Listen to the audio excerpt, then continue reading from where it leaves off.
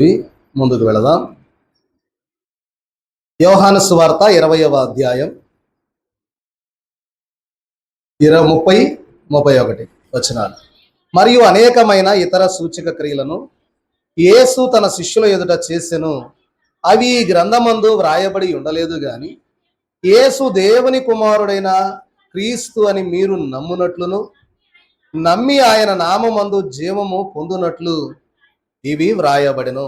చూడండి ప్రియమైన వాళ్ళరా, ఈరోజు ఈ యొక్క అంశంలో ఈరోజు ఏంటి అంటే, మరి మన యొక్క పాఠములో ఉన్నటువంటి కొన్ని సంగతులను నేను మీకు జ్ఞాపకం చేస్తా ఉన్నాను. ఏంటంటే, ఇప్పుడు మనం చదువుకున్న ఈ యొక్క వాక్యము ఏ సువార్తలోది అమ్మా? యోహాను సువార్తలోది. మొత్తం సువార్తలు ఎన్ని సువార్తలు ఉన్నాయి? 4. చెప్పండి అవి. 1 మత్తయి సువార్త, 2వది మార్కు సువార్త, ఆ తర్వాత లూకా సువార్త, యోహాను సువార్త. మీకు జ్ఞాపకం ఉంటే మొన్న జరిగినటువంటి మహాసభల్లో ఈ యోహాను సువార్తలో నుండే నేను 7 దేవుడు చేసిన 7 అద్భుతాల గురించి మాట్లాడడం జరిగింది. మీ అందరికీ కూడా జ్ఞాపకం ఉండే ఉంటుంది. అంటే యోహాను సువార్త వ్రాసినటువంటి భక్తుడైన యోహాను గారు యూదుడు గనక ఒక సిస్టమేటిక్ గా ఈ యొక్క గ్రంథాన్ని ఒక సిస్టమేటిక్ గా తెలియజేశాడు భక్తులైన వారికి తెలుసుకోవడానికి. చూడండి ప్రియమైన వారులారా, మనం జ్ఞాపకం చేసుకుంటే 2వ అధ్యాయంలో యోహాను సువార్తలో కానా వివాహము గురించి రాస్తాడు. అక్కడ నుండి 7 అద్భుతాలు యోహాను గారు చూపించారు. అలాగే ఈరోజు మన యొక్క పాఠం ఏంటి అంటే, యేసుక్రీస్తు ప్రభు వారు నేనే అనేటటువంటి మాటలు కూడా 7 సార్లు ఆయన మాట్లాడారు.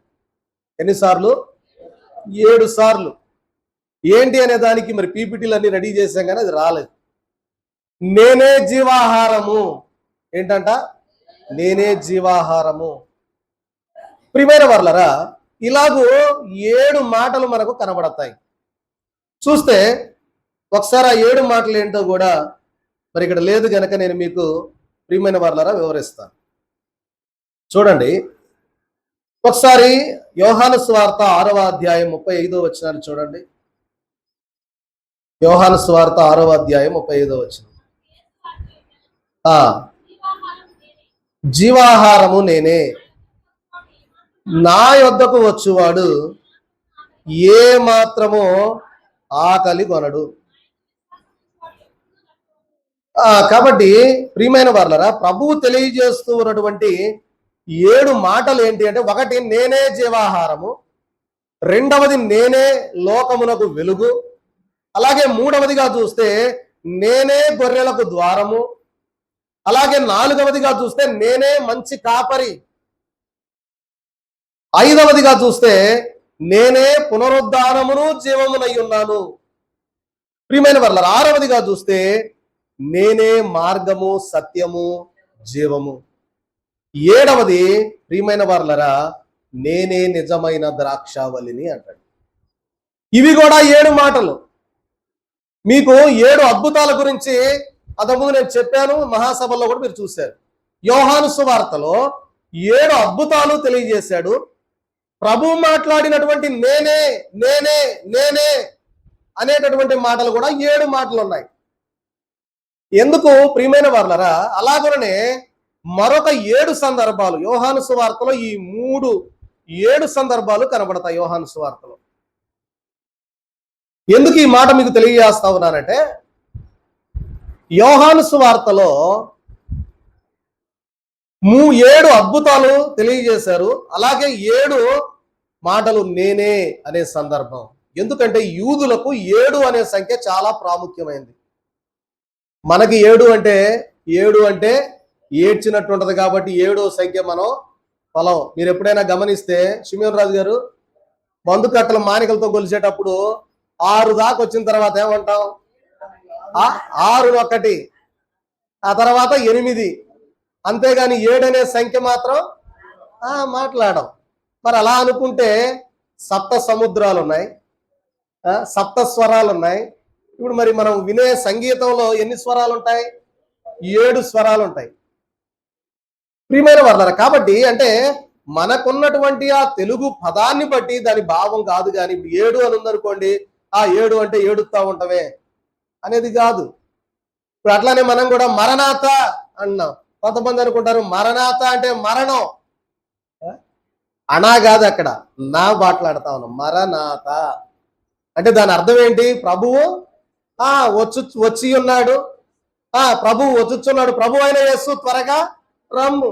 అది మరణాత అనేదానికి. అంతేగాని 7 అనేది కూడా సంపూర్ణంగా వారు భావిస్తూ ఉన్నటువంటి కారణాన ప్రియమైన వారలారా, ఈ 7 సందర్భాలు కూడా యోహాను సువార్తలో యోహాను గారు 7 అద్భుతాలు, ప్రభు మాట్లాడినటువంటి 7 విధానాలు. నేనే జీవాహారము.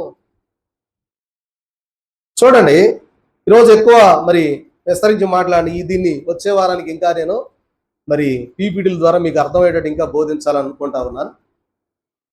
చూడండి, కొద్ది మాటలుగా ఈరోజు మనం చూస్తే ఈ 7 మాటలలో కూడా ఈరోజు మనం వివరించుకోబోయే మాట ఓన్లీ ఒకే ఒక మాట, నేనే జీవాహారము. ఏంటంట? నేనే జీవాహారమునై ఉన్నాను. చూడండి, ఈ యొక్క వచన భాగాన్ని మనం చూస్తే యోహాను సువార్త 6వ అధ్యాయము ప్రారంభం నుండి ముగింపు వరకు కూడా ప్రభు ఈ జీవాహారమును గురించి వారితో మాట్లాడినటువంటి సందర్భాలు మనకు కనబడతాయి. మిగిలినవి నేను వచ్చే వారం నేను మీకు తెలియజేస్తాను. ఈ ఒకటే ఈరోజు మనందరికీ ఈ రోజు అంతా కూడా సరిపోతుంది. కాబట్టి ఇక్కడ నేనే జీవాహారము అనేటటువంటి ఈ యొక్క మాటలో మనం గమనిస్తే ప్రభు ఈ వచనాలు మాట్లాడినటువంటి సందర్భము మనం చూస్తే ఇది ఎప్పుడు జరిగింది అని మనం గమనించినట్లయితే ప్రియమైన వారలారా, ఇది ఆ కాలంలో పస్కా పండుగ కాలంలో ప్రభు మాట్లాడినటువంటి సందర్భం మనకు అక్కడ కనబడుతుంది. చూడండి, ఎప్పుడు దీని టైం అంటే ప్రభు పరిచర్య ఎన్ని సంవత్సరాలు చేశాడు? 3.5 సంవత్సరాలు చేశాడు. ఈ 3.5 సంవత్సరాల కాలంలో ఇప్పుడు మనం చదువుకున్న అంశం ఎప్పుడు జరిగిందయ్యా అంటే ప్రభు పరిచర్య చేస్తూ ఉన్న సమయంలో 2 సంవత్సరాలు గతించిన తర్వాత మాట్లాడిన సందర్భాన్ని ఈరోజు మీకు చెప్తా ఉన్నా. చెప్పండి, ఎన్ని సంవత్సరాల తర్వాత? 2వ సంవత్సరము ఆయన సేవ ప్రారంభించిన తర్వాత 2వ సంవత్సరంలో 3.5 సంవత్సరాలకు సిలువ వేయబడ్డాడు ప్రభు. అర్థమవుతుందన్నమాట. ప్రియమైన వారలారా, మనం గమనించినట్లయితే యేసుక్రీస్తు ప్రభు వారు పరిచర్య ప్రారంభించిన 2వ సంవత్సరంలో జరిగిన సందర్భాన్ని ఈరోజు యోహాను సువార్త 6వ అధ్యాయంలో ఉన్న మాట మనం మాట్లాడుకుంటా ఉన్నాం. చూస్తే ఇక్కడ ఈ సందర్భం ఎప్పుడు జరిగింది, ఎలా జరిగిందంటే చూడండి ఒకసారి 6వ అధ్యాయం ప్రారంభంలో మనం చూస్తే యోహాను సువార్త 6వ అధ్యాయంలో అటు తర్వాత యేసు తిబేరియా సముద్రము అనగా గలిలయ సముద్రము దాటి అద్దరికి వెళ్ళెను. చూడండి, యేసుక్రీస్తు ప్రభు వారి యొక్క పరిచర్య అంతా కూడా మనం గమనిస్తే ఒకటి ప్రియమైన వారలారా, చూడండి, గలిలయ, తర్వాత సమరయ, ఆ తర్వాత యోదయ. ఈ ప్రాంతాలు 3 కూడా వరుసగా ఉంటాయి. గలిలయ ప్రాంతం, సమరయ ప్రాంతం, యోదయ ప్రాంతం. ఇప్పుడు ఈ సందర్భం ఎక్కడ జరిగిందంటే గలిలయ ప్రాంతంలో జరిగింది. చూడండి, మీ అందరికీ బాగా తెలిసినటువంటి ఒక సందర్భాన్ని నేను చెప్తాను. 5 రొట్టెలు 2 చేపలు. ఏమ్మా చెప్పండి, ఎంతమందికి పంచాడు ప్రభు? మీ అందరికి బాగా గుర్తుంది. మీ అందరికి మరణాత. 5 రొట్టెలు 2 చిన్న చేపలని ఎన్ని వేల మంది పురుషులు? 5,000 మంది పురుషులు. 5,000 మంది పురుషులు అంటే ఇంచుమించు 20,000 మంది జనాన్ని వంతుల వారీగా కూర్చోబెట్టి ప్రభు పంచాడు. పంచింది ఎవరు? ఎవరు పంచారు? శిష్యులు పంచారు. ఈ 20,000 మందికి ఆహారాన్ని పంచిపెట్టిన సందర్భం ఈ 6వ అధ్యాయంలో మనకు కనపడదు. ఇది 2 సంవత్సరాల పరిచర్య సమయంలో ప్రభు చేసినటువంటి ఒక అద్భుత కార్యం. ఇక్కడ గమనించండి, ఇప్పుడు యేసుక్రీస్తు ప్రభు వారు ఈ యొక్క గలిలయ సముద్ర తీరములో ఉన్నటువంటి బెత్సయిదా అనే ప్రాంతం, అది మ్యాప్ పెట్టా కానీ మనకు అవకాశం లేదు. బెత్సయిదా అనే ప్రాంతంలో ప్రభు ఈ యొక్క అద్భుతాన్ని చేశాడు. మీకు జ్ఞాపకం ఉంటే ప్రభు ఒక మాట అంటాడు,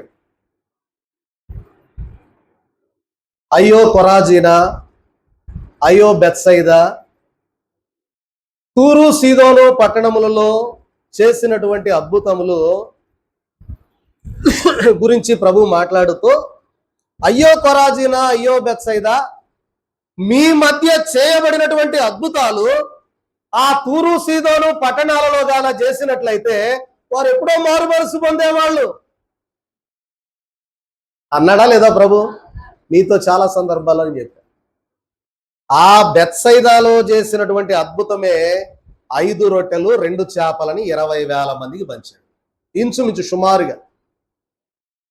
అయితే నా మాట ఏంటంటే, ఈ 20,000 మంది జనము ఈ అద్భుతం చేసిన తర్వాత ఆ రొట్టెలు తిన్నారు, చేప ముక్కలు తిన్నారు. ప్రియమైన వాళ్ళరా, ఇంకా ప్రభువుని అంటా ఉన్నారు, ఏనే మన రాజు. చెప్పండి, ఏమన్నారు? ఏనే మన రాజు. ఇక కన్ఫామ్. ఎందుకంటే శుభ్రంగా మనకు మంచిగా ఏం చేస్తున్నాడు, అసలు మనం పని చేసుకునే పనే లేదు. రోజు కూడా చక్కగా ఆయన అమ్మటుంటే రోజు మనకేం వస్తుంది? భోజనం దొరుకుద్ది. కాబట్టి మనమేమి కష్టపడాల్సిన పని లేదు. కాబట్టి ప్రియమైన వాళ్ళ చూడండి, 15వ వచనంలో, 6వ అధ్యాయం 15వ వచనంలో, రాజుగా చేయుటకు వారు వచ్చి తన్ను బలవంతముగా పట్టుకొనబోచున్నారని యేసు ఎరిగి మరలా కొండకు ఒంటరిగా వెళ్ళిపోయాడు. అర్థమవుతుందన్నమాట. ప్రభువు అద్భుతం చేశాక జనమంతా వచ్చారు. 20,000 మంది జనం అంటే మామూలు మాట కాదు. ఏమంటే సిమియన్ రాజు గారు, మన ఊళ్ళో ఎన్ని ఓట్లు ఉంటాయి? 1300 ఓట్లు మన ఊళ్ళో. 20,000 మంది ఓట్లు అంటే మన మండలం అంతా కలిపితే ఉంటుంది. అంతమంది జనానికి రొట్టెలు పంచేశాడు ప్రభు, రొట్టెలు చేపలు. కాబట్టి ప్రియమైన వాళ్ళరా, ఈ 20,000 మంది జనము కూడా ప్రభు దగ్గరకు వచ్చి, అయ్యా నువ్వు రాజుగా ఉండాలి మాకు, ఇంకా ఎక్కడ మాకు ఏ రాజు వద్దు, నువ్వు ఉంటే చాలు అని అంటే ప్రభువుకి అర్థమైపోయి ఆయన అన్నాడు, వీళ్ళేదో మొత్తానికి చేసేటట్టే ఉండారని, శిష్యులారా మీరు ఇదిగో ఆ దోణెలెక్కి మీరు వెళ్ళిపోండి అని చెప్పి ఈయన కూడా కొండకి వెళ్ళిపోయాడు. అక్కడ జరిగిన సందర్భాన్ని ఈరోజు నేను మీకు జ్ఞాపకం చేస్తా ఉన్నా. ఏంటి అంటే చూడండి, ఆ తర్వాత 16వ వచనం చదవండి. సాయంకాలం అయినప్పుడు ఆయన శిష్యులు సముద్రముల వద్దకు వెళ్ళి దోణె ఎక్కి సముద్రపు అద్దరినున్న కపెర్నహూమునకు పోవుచుండిరి. చూడండి, మనకు గలిలయ ప్రాంతముకి, గలిలయ సముద్రానికి యువతల దరేమో బెత్సయిదా ప్రాంతం ఉంటుంది, అడుదరేమో కపెర్నహూము ఉంటుంది. కపెర్నహూము ప్రాంతం. ప్రభు ఇటు సరే అద్భుతం చేశాడు. ప్రభు అక్కడి నుంచి ఎలా కాలు నడకనబడి ఆ కొండకి వెళ్ళాడు ప్రార్థన చేసుకోవడానికి. శిష్యులు ఏమన్నా ఆ సాయంకాలం పడవెక్కి మెల్లగా కపెర్నహూము చేరడానికి బయలుదేరారు. ఏమెక్కారు శిష్యులు? చెప్పాలి గట్టిగా. పడవెక్కారు. ఆ పడవెక్కి వస్తూ ఉన్నటువంటి సందర్భంలో ఈరోజు మన అంశం ఏంటంటే, నేనే జీవాహారము. చెప్పండి, నేనే జీవాహారం. ఆ జీవాహారం ఏందో చెప్పాలంటే ముందు ఈ కథ చెప్పాలి మీకు, లేకపోతే అది మీకు అర్థం కాదు. అందుకే చెప్తున్నాను అన్నమాట. ఈ అద్భుతం చేసిన తర్వాత వీళ్ళు బయలుదేరి గలిలయ సముద్ర తీరం నుండి సగం దూరం వచ్చారు. చీకటి పడిపోయింది. చీకటి పడిన తర్వాత ప్రభు ఏం చేశారంటే, ఆయన బెత్సయిదా ప్రాంతం నుండి కొంత దూరం వెళ్ళి కొండకు వెళ్ళి ప్రార్థన చేసుకొని ఆ రాత్రి కాలంలో ఆయన కూడా ఇలా సముద్రం మీద నడుచుకుంటా వస్తున్నాడు. ఇప్పుడు ప్రియమైన వారలారా, మీరు జ్ఞాపకం ఉంచుకుంటే ఇదే 6వ అధ్యాయంలో ఆ మాటలు కూడా వ్రాయబడి ఉంటాయి. చూడండి, అంతలో చీకటి ఆయను, కానీ యేసు వారి వద్దకు ఇంకనూ రాలేదు. అప్పుడు పెద్ద గాలి విసరగా సముద్రము పొంగుచుండెను. వారు ఇంచుమించు 2 కోసుల దూరము దోణెను నడిపించిన తరువాత, అది 2 కోసుల దూరం వాళ్ళు సముద్రం మీద వెళ్తా ఉన్నారు. ఎవరు? శిష్యులు. బాగా చెప్పారు. శిష్యులు వెళతా ఉంటే 2 కోసుల దూరం పోయాక భయంకరంగా గాలి తోలుతుంది, అలలు ఎగుస్తా ఉన్నాయి, భయంతో ఉన్నారు. ఈ లోపల ప్రభు అలాగ సముద్రం మీద నడుచుకుంటా వస్తున్నాడు. అమ్మా ఏమనుకున్నారు? భూతం అనుకున్నారు. వామ్మో, ఇక దయ్యం వచ్చేసింది. అది ఆ సందర్భం 6వ అధ్యాయం 2వ సంవత్సర పరిచర్యలోనే మనకు కనపడుతుంది. ఇదంతా ఒక సందర్భంలో జరిగింది. ప్రభు మాట్లాడే మాటకు సాదృశ్యంగా చెప్తా ఉన్నాం. శిష్యులు సముద్రం మీద నడుచుకుంటా రావటం, 5 రొట్టెలు 2 చేపలు అద్భుతం జరిగిన తర్వాత ప్రభు ఆ సముద్రం మీద నుండి కపెర్నహూమునకు వెళుతున్నాడు. తీరా వాళ్ళకి తెలియజేశాడు, అయ్యా ఏం పర్వాలేదు, భయపడబాకండి, నేనే మీ దుంపదేగా అనలేదా ఆయన, నేనేనయ్యా అన్నాడు. సరే అని మొత్తాన్ని తీసుకొని కపెర్నహూముకి వెళ్ళిపోయారు. ఇప్పుడు ఈ 20,000 మంది జనం ఉన్నారు కదా, వీళ్ళు ఏంటంటే చూడండి, తిండి అయిపోయింది కదా, మళ్ళీ ఏమవుద్ది, మళ్ళీ దోలాడారు. ఏంటి ప్రభు ఏడు అని దోలాడుకుంటే ఆయన అక్కడ లేడు. శిష్యులు దోలాడారు, శిష్యులు కూడా లేరు. ఈలోపు వేరొక ప్రాంతం నుండి కొన్ని చిన్న చిన్న పడవలు అక్కడికి వచ్చి ఆగాయి. వాళ్ళు అనుకున్నారు, శిష్యులతో ఒక మాట, మీరు ఇక్కడ నుండి బయలుదేరండి అని ప్రభు చెప్పాడు కాబట్టి వాళ్ళు వెళ్ళిపోయి ఉంటారు, మరి యేసు ప్రభు ఎక్కడికి వెళ్ళాడు అని చెప్పి వీళ్ళందరూ కూడా మాట్లాడుకొని అక్కడ నుండి బయలుదేరి వెళితే కపెర్నహూముకి వెళ్ళి ఉంటాడేమో చూద్దాం అని చెప్పి మొత్తం పడవలు వేసుకొని కపెర్నహూముకి వచ్చారు. ఇప్పుడు యేసు ప్రభు కూడా ఎక్కడున్నాడు? కపెర్నహూములో ఉన్నాడు. కపెర్నహూములో సినగోగు అంటే మందిరం అన్నమాట, యూదుల యొక్క ఆరాధన మందిరం. అక్కడికి యేసు ప్రభు వచ్చాడు, శిష్యులు అక్కడే ఉన్నారు, ఈ జనం కూడా మళ్ళీ అక్కడికే చేరారు. ఇప్పుడు అసలు ప్రసంగం స్టార్ట్ అయింది ప్రభువుది. ఇప్పుడు దాకా కాస్తంత చిన్న స్టోరీ చెప్పాడు. ఏంటంట జరిగిన స్టోరీ నేను మీకు చెప్పాను. 5 రొట్టెలు 2 చేపలని 5,000 మందికి ప్రభువు పంచిచ్చాడు. ఇక్కడ చూస్తే ప్రభు కొండ మీద నుండి ప్రార్థన చేసుకొని వాళ్ళని కలిసి అక్కడ నుండి ఇద్దరు కలిసి కపెర్నహూము ప్రాంతానికి వెళ్ళారు. ఈ కపెర్నహూము ప్రాంతానికి వెళ్ళిన తర్వాత జరిగినటువంటి కథ ఏంటంటే చూడండి, ఇక ఇక్కడ నుండి మీకు మన యొక్క అంశం, ఈరోజు మన అంశం ఏంటి చెప్పుకున్నాం, నేనే జీవాహారం. అంటే నేనే జీవాహారం. చూడండి ఒకసారి 6వ అధ్యాయం 35వ వచనాన్ని చదవండి. రాయబడిన మాట చూస్తే, అందుకు యేసు వారితో ఇట్లా, నేను జీవాహారము నేనే, నా యొద్దకు వచ్చువాడు ఏ మాత్రమును ఆకలి కొనడు, నా యందు విశ్వాసం ఉంచువాడు ఎప్పుడును దప్పికొనడు. చూడండి ప్రియమైన వారలారా, ఇక్కడ మనం జ్ఞాపకం చేసుకుంటే చూడండి 25వ వచనం చదవండి. 6వ అధ్యాయం 25వ వచనం. సముద్రపు టద్దరిని ఆయనను కనుగొని, చూసారా ఇక్కడ మాట అంటున్నారు వాళ్ళు, సముద్రపు అవతల దరి, జరిగిందేమో 5 రొట్టెలు 2 చేపలేమో యువతల దరి, బెత్సైదా ప్రాంతం. ఈ ప్రాంతంలో చేసినటువంటి అద్భుతాన్ని చూసిన జనులు కపెర్నహూము దగ్గరకు వచ్చి కపెర్నహూములో ఉన్నటువంటి ప్రభువును చూసి అంటూ ఉన్న మాట ఏమంటున్నారు చదవండి. బోధకుడా, నువ్వెప్పుడు ఇక్కడికి వచ్చితివి? చూసారా ఏమడిగారు?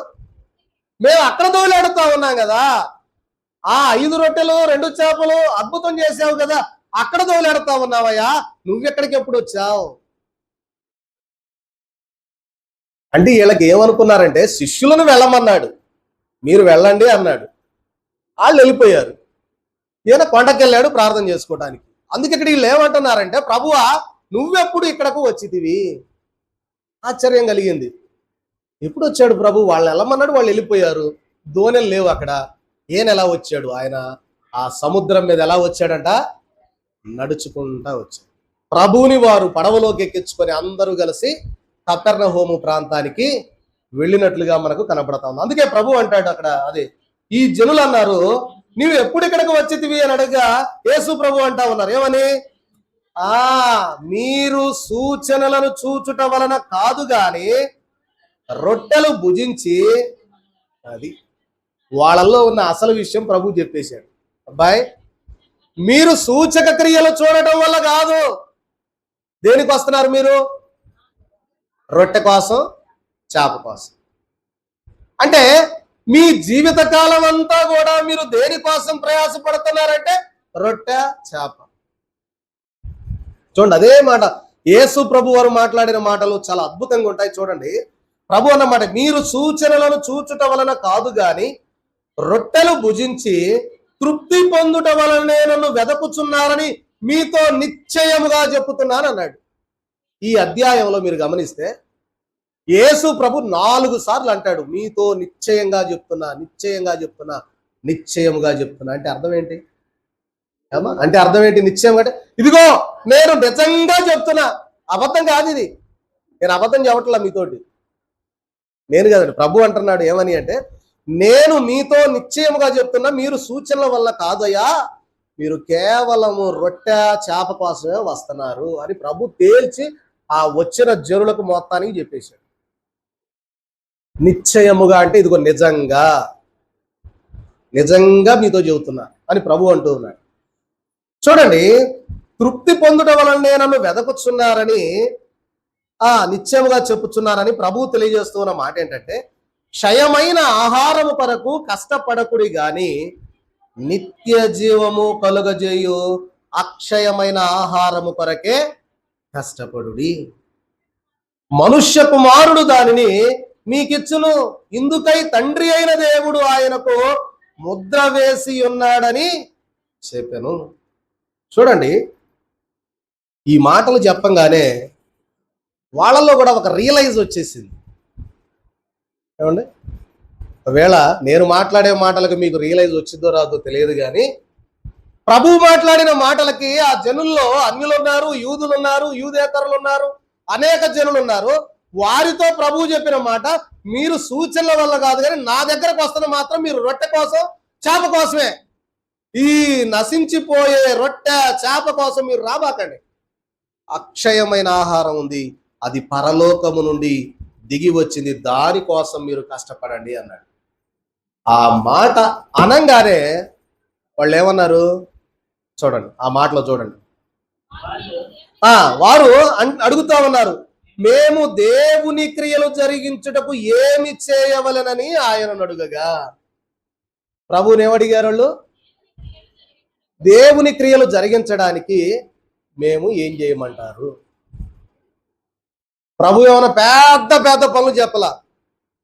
మీరు ఇప్పుడు ఇక్కడ ఉన్నారు కదా, మీరు వేరొక దేశం వెళ్ళండి, అక్కడికి వెళ్ళి మీరు సువార్త ప్రకటించండి, మీరు నా గురించి దేవుని గురించి సువార్త ప్రకటిస్తే మీరు పరలోకం వెళ్తారని చెప్పలా. అంత దూర ప్రాంతాలు వెళ్ళే పని చెప్పలా. ఆయన ఒకటే మాట చెప్పాడు. ఏమని చెప్పాడు?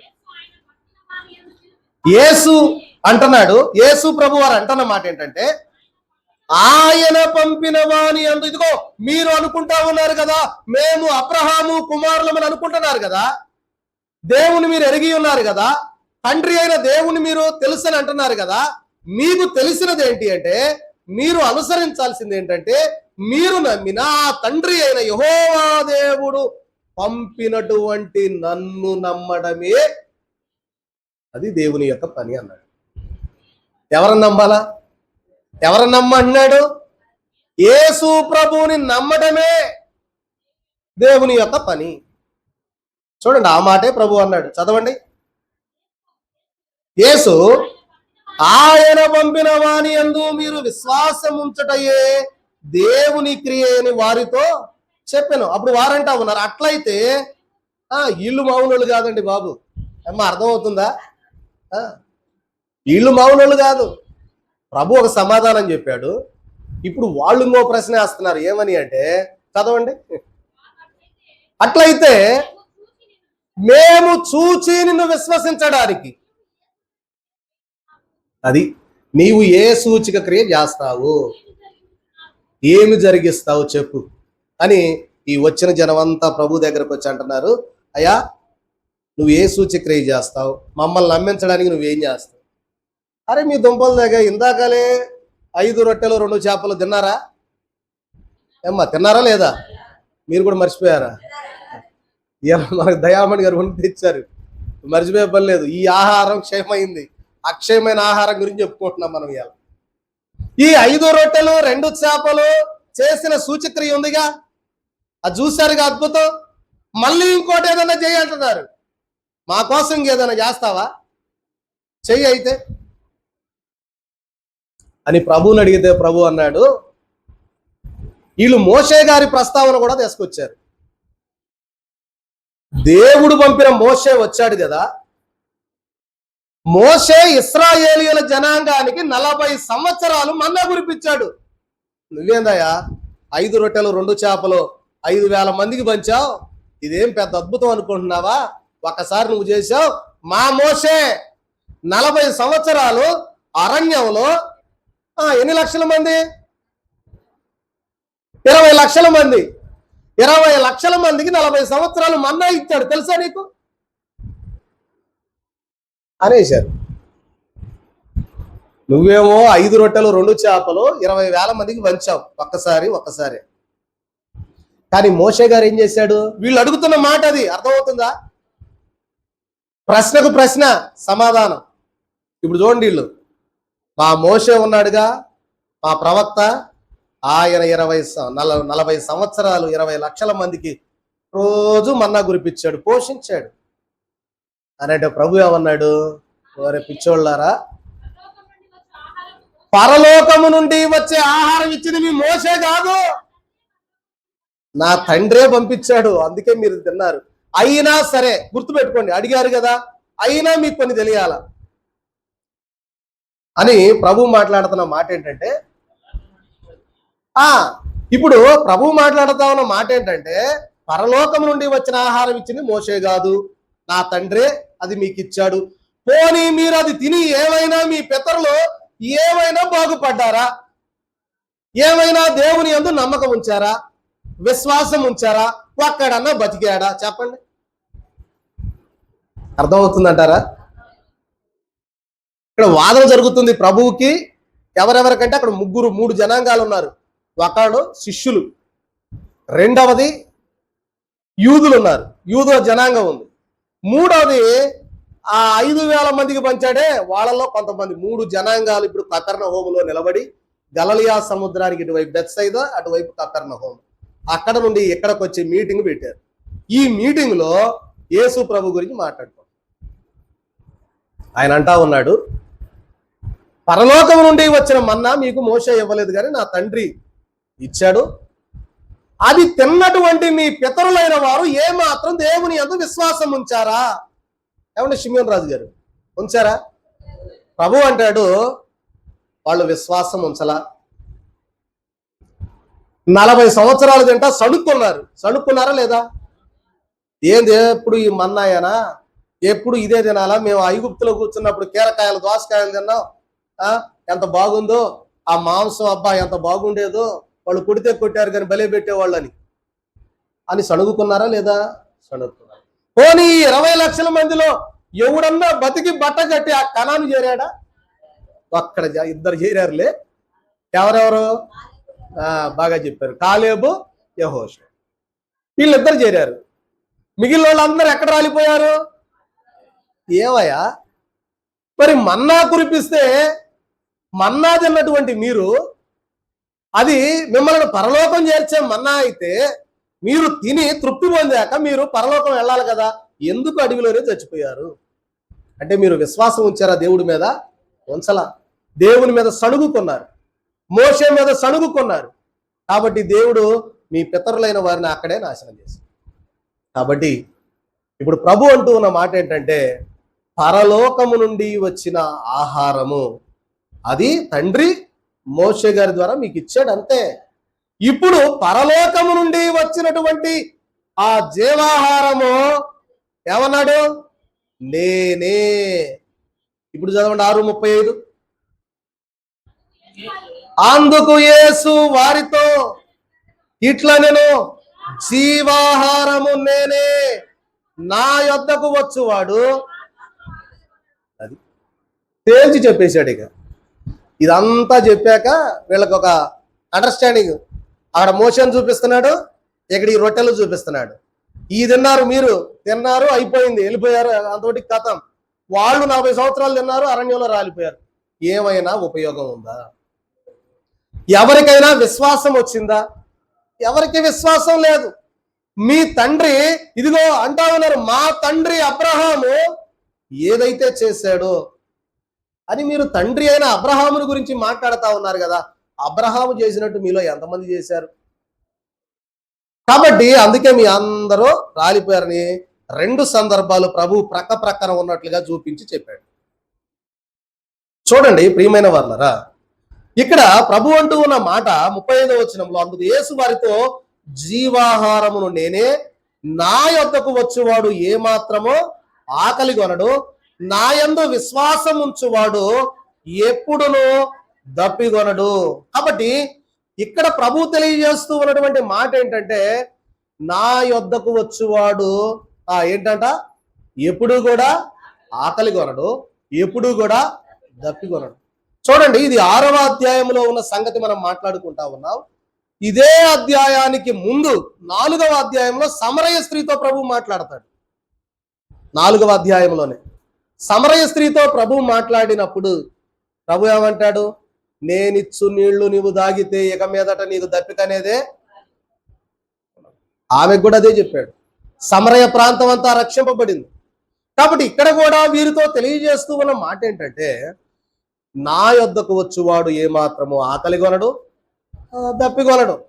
ప్రభు ఎందుకు జీవాహారము నేనే అని సెలవిస్తా ఉన్నాడు అంటే, జీవము కలిగించే ఆహారము అది పుచ్చుకోవడం వల్ల మీరు ఏ మాత్రము కూడా నశించిపోరు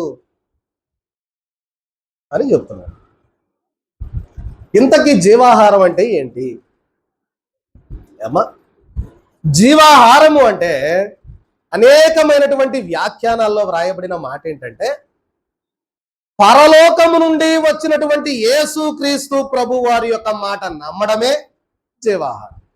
ఆయన మాట విశ్వసించడమే జీవాహారం. చూడండి, పరలోకము నుండి వచ్చినటువంటి మన్నా తిన్నారు, నశించిపోయారా లేదా? మాట్లాడాలా? నశించిపోయారు. ఎందుకు నశించారు అంటే, వాళ్ళలో ఏమి లేదు, నమ్మకం లేదు, విశ్వాసం లేదు. అది పరలోకం నుండి వచ్చిందే మన్నా. దాన్ని విశ్వసించి నమ్మకం ఉంచినట్టయితే బతికేవాళ్ళు. సడుక్కున్నారు కదా, అందుకే నశించిపోయారు. ఇప్పుడు పరలోకము నుండి తండ్రి నన్ను పంపాడని ప్రభువు తెలియజేస్తున్నాడు. నన్ను తండ్రి పంపాడు, నేనే జీవాహారం. నా మాటల యందు మీరు నమ్మకం ఉంచాలి, నా మాటల యందు మీరు విశ్వాసం ఉంచాలి, అదే జీవాహారం. అర్థమవుతుందా? నా మాటలు ముగిస్తా ఉన్నాను, సమయం అయిపోయింది. కాబట్టి ప్రియమైన వారలారా, చూడండి, ఇంకా దగ్గరలోకి వచ్చాం. చివరిగా కొన్ని మాటలు చెప్పి నా మాటలు ముగిస్తాను. ఇక్కడ ఏం తెలియజేస్తా ఉన్నారయ్యా అంటే, ఆయన మాట నమ్మి ఆయన మాట మీద విశ్వాసం ఉంచడమే జీవాహారము అని ప్రభు తెలియజేసి చెప్పినటువంటి మాట ఏంటంటే, చూడండి, తర్వాత 41వ వచనం చదువుకుందాం. కాబట్టి నేను పరలోకము నుండి దిగి వచ్చిన ఆహారమని ఆయన చెప్పినందున, అది ప్రభు ఏమన్నాడు, పరలోకం నుండి మీకు మన్నా కురిసింది, అది వాళ్ళు నమ్మలేదు, చచ్చిపోయారు అన్నాడు. ఇప్పుడు పరలోకం నుండి పంపినటువంటి ఆ జీవాహారము నేనే అని చెప్తే యూదులు అనుకున్నారు, ఒకడు చెవి దగ్గర ఒకడు పోయి, ఏందిరా జీవాహారం అంటాడు, ఆయన పరలోకం నుండి వచ్చానంటాడు, మనకు తెలియదా? ఎవరైనా చెక్క పని చేసుకునే వడ్లవాని కుమారుడు కాదా? వీళ్ళ సహోదరులు మనం చూడలేదా? ఏనేది పరలోకం నుండి దిగి వచ్చాడంటాడు. ఏం మాట్లాడుతున్నాడు అసలు? ఈ యేసుకు మైండ్ పోయినట్టుంది అనుకున్నారు యూదులు, సణుగుకున్నారు. అయితే ఆయన మాటలు ప్రియమైన వాళ్ళరా మనం గమనిస్తే చూడండి, ఈయన యోసేపు కుమారుడైన యేసు కాడా, ఈయన తల్లిదండ్రులు మనం ఎరుగుదుము కదా, నేను పరలోకము నుండి దిగి వచ్చి ఉన్నానని ఈయన ఎలా చెప్పుచున్నాడని. అందుకు యేసు అంటున్నాడు, ప్రభు అన్నాడు, మీలో మీరు సణగు కొనకుడి, నన్ను పంపిన తండ్రి వానిని ఆకర్షించితేనే గాని ఎవడును నా యొద్దకు రాలేడు, అంత్య దినమున నేను వానిని లేపుదును. చూడండి, అందుకే అంటున్నాడు 47వ వచనంలో చూడండి, విశ్వసించువాడే నిత్య జీవము గలవాడు, జీవాహారము. ఏమన్నాడు ప్రభు? విశ్వసించువాడు. చదవండి ఆ వచనం, 47వ వచనంలో ఒక మాట చక్కగా చెప్పాడు ప్రభు, విశ్వసించువాడు నిత్య జీవము గలవాడు అవుతాడు. ఇప్పుడు మీ అందరికి విశ్వాసం ఉందా లేదా? నామమాత్రం అంటారా? ఉందా? ఉంటే అందరికీ నిత్య జీవమే, లేదనుకోండి వాళ్ళు రాలిపోయినట్టు అరణ్యంలో మనం కూడా ఈ లోకారణ్యంలో రాలిపోతాం. కాబట్టి వాళ్ళు మన్నా తిన్నారు, విశ్వాసం ఉంచాల. ఇప్పుడు ప్రభు మనకి ఈ రోజు సంస్కారపు విందు ఆదివారం దినాన మనకు కూడా ఆయన ప్రభు శరీర రక్తాలు మనకి ఇస్తున్నాడు, జీవాహారాన్ని ఇస్తున్నాడు. అది పుచ్చుకొని మనం విశ్వాసం ఉంచకపోతే మనం కూడా ఈ లోకారణ్యంలో ఏమవుపోతాం? రాలిపోతాం, వాళ్ళకలాగా వెనకబడిపోతాం. కాబట్టి ప్రభు ఇక్కడ 2 సందర్భాలు మనకు జ్ఞాపకం చేస్తూ ఉన్నాడు. ఇశ్రాయేలీయులు మన్నా తిని విశ్వసించక నశించిపోయారు. మీరు నన్ను తినండి, నేనే జీవాహారం, పరలోకం నుండి వచ్చిన ఆహారం నేనే అని ప్రభువు రొట్టె గురించి ద్రాక్షారసం గురించి ఆయన అప్పుడు చెప్పలా. వినండి జాగ్రత్త, ఈ ఒక్క మాట వినండి జాగ్రత్త. ప్రభు ఇక్కడ రొట్టె గురించి ద్రాక్షారసం గురించి, ఇదిగో ఈ రొట్టె నా శరీరం, ఇదిగో ఈ రక్తము, ఈ ద్రాక్షారసము నా యొక్క రక్తము అని ప్రభు ఇక్కడ చెప్పలా. ఇది ఎప్పుడు జరిగిందని చెప్పా? ఎన్ని సంవత్సరాలు అప్పుడు జరిగింది? 2 సంవత్సరాల కాలంలో, ప్రభు పరిచర్య ప్రారంభించిన 2 సంవత్సరాల కాలంలో ప్రభువు చెప్పాడు, ఇదిగో నేనే జీవాహారం, నన్ను తినండి అన్నాడు. కరెక్ట్గా సంవత్సరంన్నర తర్వాత ఆయన శిష్యులందరినీ కూర్చోబెట్టుకొని మేడగదిలో, ఇదిగో ఈ రొట్టె నా శరీరం, ఇదిగో ఈ యొక్క ద్రాక్షారసం నా రక్తం, దీన్ని మీరు తినండి అని చెప్పేటప్పటికే 1 సంవత్సర కాలానికి ప్రియమైన వారలారా మనం గమనిస్తే ఇక్కడ జరిగిన సందర్భం ముందుగా ప్రభు తెలియజేశాడు, నేనే జీవాహారం, నన్ను మీరు తినండి అని ఈ మాట చెప్తే, ఇప్పుడు ఇది ఎక్కడ జరిగిందని చెబుతున్నా? ఈ సందర్భం ఎక్కడ జరిగింది? ఇది ఏమ్మా ఎక్కడ జరిగింది? చెప్పాలి గట్టిగా. గలిలయ సముద్ర ఈ పరిసరాలలో జరిగింది. అటువైపు బెత్సైదా అని చెప్పా, ఇటువైపు కపెర్నహూము. బెత్సైదా నుండి కపెర్నహూముకి వచ్చారు. కపెర్నహూములో మీటింగు. ఈ మీటింగ్ లో ప్రభు మాట్లాడుతా ఉన్నారు. అక్కడ చెప్పారు, అక్కడ చెప్పిన మాట, ఇదిగో ఈ దేహాన్ని నా శరీరాన్ని మీరు తినండి అన్న. వెంటనే వాళ్ళు అనుకున్నారు, మనిషిని తింటావేంది అసలు, ఇది అసలు అభ్యంతరకరంగా ఉందని కొంతమంది లేచి వెళ్ళిపోయారు. గలిలయ సముద్ర ప్రాంతంలో 12 మంది శిష్యులు కాక ప్రభువుని వెంబడించిన శిష్యులు కొంతమంది ఉన్నారు. ఇంకా వాళ్ళు కూడా అభ్యంతర పడ్డారు. ఇదేంటి, ఆయన తింటమేంటి, అసలు మనిషిని తింటమేంటి, ఆయన మనిషిని తినమంటాడేంటి, ఇది సరైంది కాదు, ఇది మనకు అభ్యంతరకరంగా ఉందని వాళ్ళు వెళ్ళిపోయారు. ఇప్పుడు మిగిలింది ఎంతమంది అంటే 12 మంది శిష్యులు మిగిలారు. కపెర్నహూములో, సినగోగులో, యూదుల యొక్క సమాజ మందిరంలో జరిగిన సందర్భం. ఇప్పుడు వాళ్ళు అంటారు, ప్రభు అడుగుతాడు, ఏవయ్యా మీరు కూడా వెళ్ళిపోతారా? అప్పుడు అంటాడు ప్రభు, శిష్యులు అంటారయ్యా మేము ఎక్కడికి పోతాం, నువ్వే జీవాహారం, మేము నమ్ముతున్నాం, విశ్వసిస్తున్నాం అని ఎవరైతే ఆ యోధా తప్ప మిగిలిన వాళ్ళందరూ ఉన్నారో వాళ్ళందరూ ఆయన మాటలు విన్నారు, నమ్మారు, విశ్వాసం ఉంచారు. ఈరోజు ప్రియమైన వారలారా, సర్వ మానవాళికి సువార్త అందించబడడానికి ప్రభువు ఇచ్చిన ఆయన మాటనే జీవాహారంగా తీసుకున్నటువంటి శిష్యులు ఈరోజు బూది గంతముల వరకు ఆయన వాక్యాన్ని ప్రచురమయ్యేటట్టు చేశారు. గలిలయ ప్రాంతంలో ఉన్నటువంటి శిష్యులందరూ కూడా కొంత మట్టుకు నమ్మారు, కొంత మట్టుకు విశ్వసించారు. ఎప్పుడైతే ఇదిగో నా శరీరాన్ని, ఇదిగో పరలోకం నుండి వచ్చింది నేనే, జీవాహారం నేనే, నన్ను తినండి అన్నాడు, మనిషిని ఎట్ట తింటారు, అసలు నాకు మైండ్ లేదట్టుందని వెళ్ళిపోయారు, మొత్తం వెళ్ళిపోయారు. యూదులైతే గొడవ పడ్డారు. చూడండి చివరిగా చూడండి, ఆ మాట కూడా మీకు వాక్యంలో, మళ్ళీ నా సొంత మాట కాదు సుమా, ఒకసారి 52వ వచనం. యూదులు అంటున్నారు ఏమని అంటే, ఈయన తన శరీరమును ఎలాగూ తిననీయగలడని ఒకరితో ఒకడు వాదించారు. గొడగటం కాదు, వాదించారు. వాదన వేరు, గొడగటం వేరు. అమ్మా రెండింటికి అర్థం అవుతుందా? అత్త తిట్టినప్పుడు కోడలు గొనుక్కుంటది, వాదన అంటే భర్తతో పడేది వాదన. కాబట్టి ప్రియమైన వారలారా చూడండి, ఒక ఉదాహరణగా చెప్పారు, చదవండి. కావున యేసు ఇట్లనెను, మీరు మనుష్య కుమారుని శరీరము తిని ఆయన రక్తము త్రాగితేనే గాని మీలో మీరు జీవము గలవారు కారు. నా శరీరము తిని నా రక్తము త్రాగువాడే నిత్య జీవము గలవాడు, అంత్య దినమున నేను వానిని లేపుదును. చూడండి, అసలు ధర్మశాస్త్రం ప్రకారం రక్తం తాగొచ్చా, తినొచ్చా? లేవియాకాండంలో ధర్మశాస్త్రం ప్రకారం రాస్తారు, మాంసం తినొచ్చు కానీ రక్తాన్ని తినకూడదు. ఎందుకని? రక్తంలో ఏముంటది? జీవం ఉంటది. రక్తం లేకపోతే మనిషి ఏమైపోతాడమ్మా? చచ్చిపోతాడు. చూడండి, మనలో ఎక్కడైనా కనపడితే రక్తం బాగా తగ్గిపోయినోడు పాలిపోయి, అది తెల్ల రంగు అనుకున్నారు మీరు పొరపాటున, బాగా పాలిపోయి తెల్లగా అయిపోతాడు, రక్తం ఉండదు. అలాంటి దేహాలు కలిగినటువంటి వారు రక్తం లేకపోతే ఏమైపోతారు? మెల్లగా చనిపోతారు. కాబట్టి రక్తము ప్రతి జీవికి కూడా ప్రాణాధారమైనది. కాబట్టి దేవుడు సెలవిచ్చింది ఏంటంటే, రక్తము ప్రాణానికి ఆ యొక్క జీవము గనక రక్తాన్ని మీరు తినకూడదు, మాంసాన్నే తినాలి అని చెప్పాడు. ఇప్పుడు ఇక్కడ మరి యేసుక్రీస్తు ప్రభు వారు నా శరీరం తినండి, నా రక్తం తాగండి అంటున్నాడు. మరి దీన్ని ఎలా అర్థం చేసుకుంటారు చెప్పండి? ధర్మశాస్త్రం ప్రకారం ఏమో రక్తం తినకూడదు, ఇప్పుడు ప్రభు అంటా ఉన్నాడు నా రక్తం మీరు తాగండి, నా యొక్క శరీరాన్ని తినండి అంటున్నాడు. ఏంటి అంటే, ఆయన రక్తమే మనకు జీవాన్ని ఇచ్చేది. ఆమేన్. ఆయన రక్తమే మనకేమిస్తుంది? జీవాన్ని ఇచ్చేది. కాబట్టి ఆయన రక్తాన్ని మనం తీసుకోవాలి. అదే ఏ గొర్రెల యొక్కయు, ఎడ్ల యొక్కయు, మేకల యొక్కయు రక్తము వలన జీవం వస్తుందా? రాదు.